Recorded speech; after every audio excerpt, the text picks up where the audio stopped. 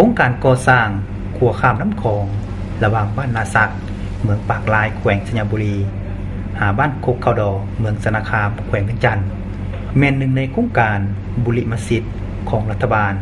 ที่ยกสูงให้มีความสำคัญเพราะว่าเป็นขัวเสื่อมต่อระหว่างแขวงสัญบุรีกับแขวงเวียงจันทน์ตามแนวทางป้องกันชาติป้องกันความสงบและแนวทางเศรษฐกิจโครงการดังกล่าวนี้แม่นกระทรวงโยธาธิการและขนส่งเป็นเจ้าของมีรัฐวิสาหกิจวิสาหกรรมคมนาคมเป็นที่ปรึกษา